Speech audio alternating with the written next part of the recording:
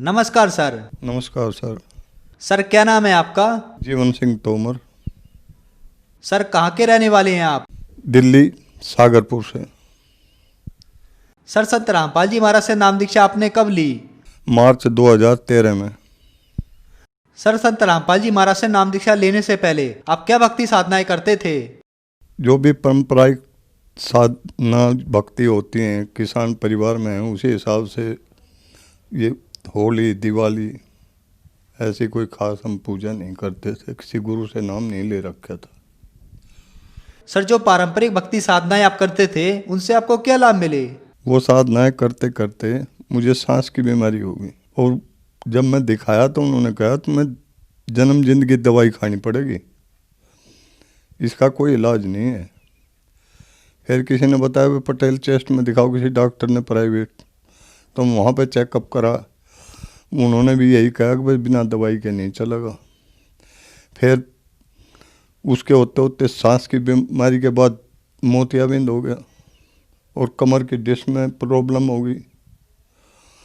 दूसरे में जब बोलता था तो ये छाती ऐसे ऐसे करती थी, सांस नहीं आवता ठीक से। सर आपने बताया कि आपको 2001 से ही सांस की बीमारी हो गई और फिर आपको मोतियाबिंद भी हो गया, उसके साथ साथ आपको रीढ़ की हड्डी में भी परेशानी हो गई। तो इन सब परेशानियों से जूझते हुए आपको संत रामपाल जी महाराज की जानकारी कहाँ से मिली?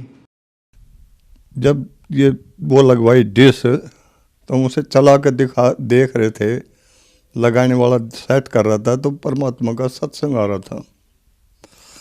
तो वो सत्संग हमने सुना। पहले दिन तो ज़्यादा टाइम नहीं था, 10-15 मिनट सुना।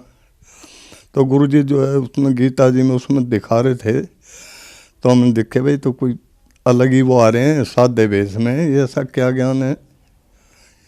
क्योंकि मुझे शास्त्रों की थोड़ी बहुत जानकारी थी, मैं प्रिंटिंग लाइन से संबंधित था और साधु महात्माओं की नाम नहीं ले रखा था, पर उनकी मैं जाता आता था, उनके पास जानकारी थी। तो अगले दिन फिर हमने देखा।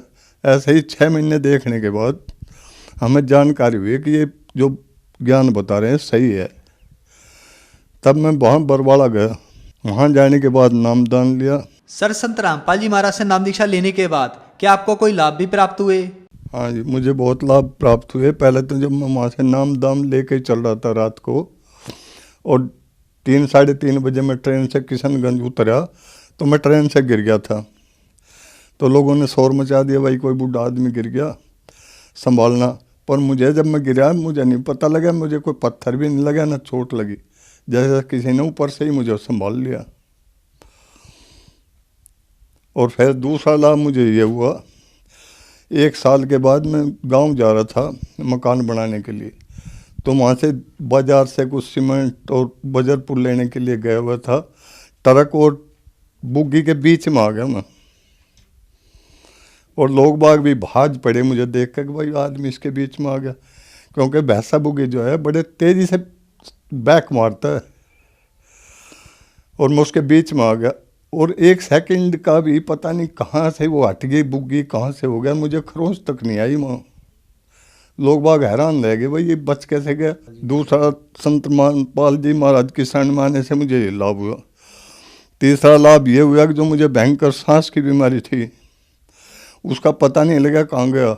अब मैं डॉक्टरों को दोबारा जाता हूँ उनके पास, तो मेरे से पूछते हैं सांस में परेशानी तो नहीं है कोई, जो जिनसे घरेलू डॉक्टर जो होता है।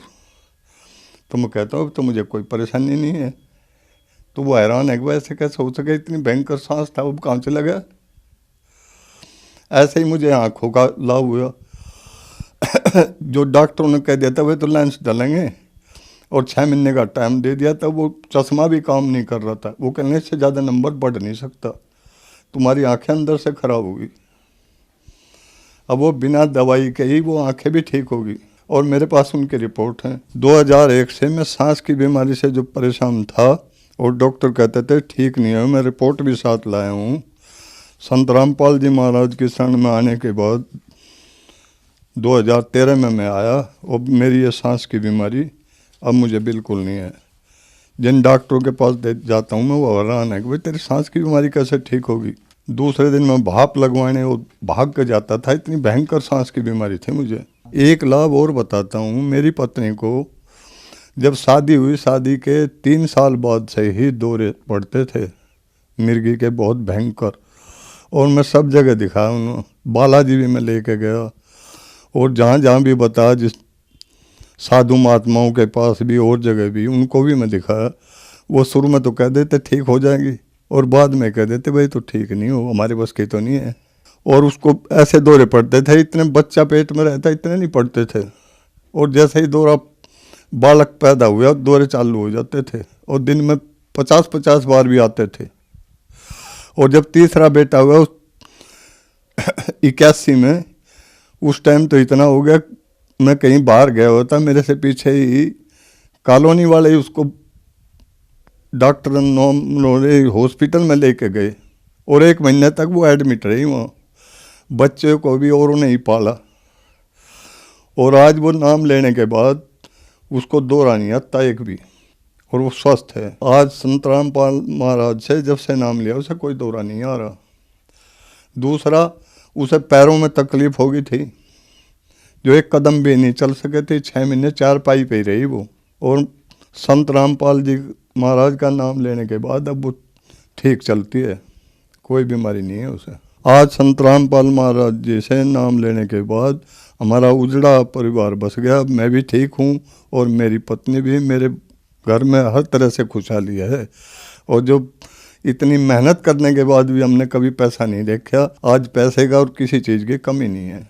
सर, जो समाज आज आपको देख रहा है, आप उन्हें क्या संदेश देना चाहते हैं?